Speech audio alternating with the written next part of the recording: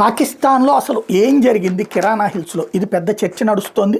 పాకిస్తాన్లోని కిరాణా హిల్స్లో ఏం జరిగింది, అక్కడి టాక్టికల్ న్యూక్లియర్ వార్ హెడ్స్ నిల్వలకు నష్టం వాటిల్లిందా, ఫలితంగా కిరాణా హిల్స్ నుంచి అణుధార్మికత వెలువడుతోందా, అమెరికాకు చెందిన ప్రత్యేక న్యూక్లియర్ ఎమర్జెన్సీ విమానం పాకిస్తాన్లో ల్యాండ్ అయినట్టు ఫ్లైట్ ట్రాకింగ్ డేటా వెల్లడి చేయడం, అణుధార్మికతను కొంతవరకు నియంత్రించగలిగే బోరాన్ నిల్వలతో ఈజిప్ట్కి చెందిన విమానం ఇస్లామాబాద్కి చేరిందనే వార్తలు వెలువెత్తడంతో ఇప్పుడు ఈ అంశం మీద మరింత ఉత్కంఠ నెలకొంది.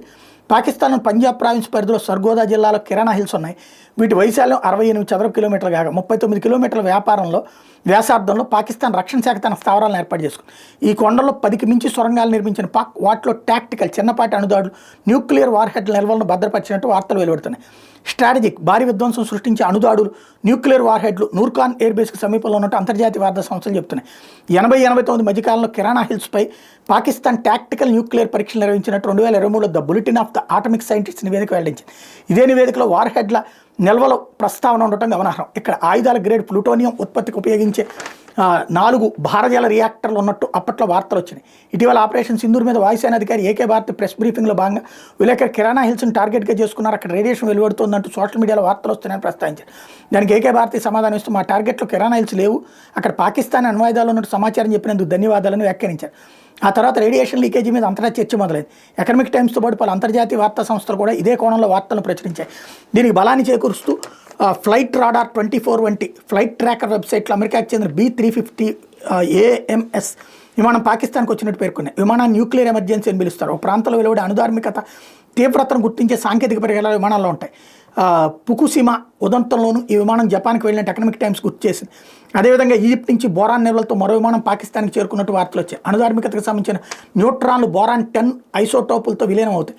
ఫలితంగా రేడియేషన్ ప్రభావం తగ్గుతుంది. అందుకే ఈజిప్ట్ బోరాన్ని పంపించి ఉంటుందని ఆయా కథనాలు చెప్తున్నాయి. నూర్ఖాన్ ఎయిర్ బేస్ సమీపంలోని బంకర్లో వార్ హెడ్లకు నష్టం జరిగి రేడియో ధార్మికత లీక్ అయి ఉండొచ్చని అమెరికా అత్యున్నత దర్యాప్తు సంస్థ CIA మాజీ అధికారి రాండ్ corporation విశ్లేషకుడు Derek Grossman ఉటంకిస్తూ economic times తన కథనంలో తెలిపింది. ఈ దాడులు పాకిస్తాన్ న్యూక్లియర్ కమాండ్ అథారిటీ పాలిట శరాఘాతమని వ్యాఖ్యానించిన ఎకనామిక్ టైమ్స్ కథనం స్పష్టం చేసింది. పాక్ మీద దాడులను భారత్ తీవ్రతరం చేయడంతో ఈ నెల 10వ తేదీన తెల్లవారుజామున ప్రధాని మోడీకి అమెరికా ఉపాధ్యక్షుడు JD వాన్స్ ఫోన్ చేసిన విషయం తెలిసిందే. దీనికి కారణాలు విశ్లేషిస్తూ CNN ఒక కథనాన్ని ప్రసారం చేసింది.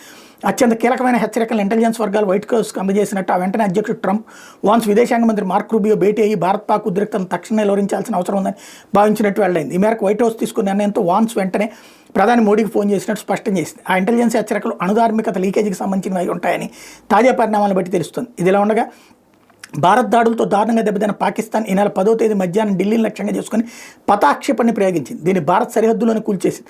అయితే విశ్రాంత మేజర్ జనరల్ JD బక్షి ఓ న్యూస్ ఛానల్తో మాట్లాడుతూ టాక్టికల్ న్యూక్లియర్ వార్ హెడ్తో పతాక్షేపణ వచ్చి ఉంటుందని అది తన వ్యక్తిగత అభిప్రాయమని చెప్పారు. మరోవైపున పాకిస్తాన్ మిలిటరీకి అత్యంత కీలకమైన నూర్ఖాన్ ఎయిర్ బేస్ మీద వైమానిక దాడులు చేయాలన్న master plan air force chief Amarpreet సింగ్దే అని రక్షణ శాఖ వర్గాలు వెల్లడించాయి. ఎయిర్ బేస్ మీద దాడికి ప్రణాళిక రచించింది, అమలు చేసింది, చివరకు పైలట్ల ఎంపిక చేసింది ఆయనే అని తెలిపాయి. AP సింగ్కి జాతీయ భద్రతా సలహాదారు అజిత్ దోవల్ మద్దతుగా నిలిచారని, ఆపరేషన్కి అనుమతి ఇచ్చారని పేర్కొన్నాయి. నూర్ఖాన్ ఎయిర్ బేస్ రావాల్సిండిలో ఉంది. దీనికి సమీపంలోని చక్లాలో పాక్ ఆర్మీ చీఫ్ ప్రధాన కార్యాలయం, న్యూక్లియర్ కమాండ్ కార్యాలయం ఉన్నాయి. ఈ నేపథ్యంలో నూర్ఖాన్ బేస్ మీద దాడి చేయడం ద్వారా తాము ఎక్కడైనా దాడి చేయగలదన్న గట్టి సందేశాన్ని పాకిస్తాన్కి పంపించాలని AP సింగ్ భావించారని రక్షణ వర్గాలు వివరించాయి. ఆయనకు అనుకున్నట్టుగా నూర్ఖాన్ ఎయిర్ బేస్ మీద దాడితో పాక్ ఆత్మస్థైర్యం దెబ్బతిన్నదని, ఆ దేశ ఆర్మీ చీఫ్ 3 గంటల పాటు బంకర్లో దాక్కోవాల్సి వచ్చిందని తెలుస్తోంది.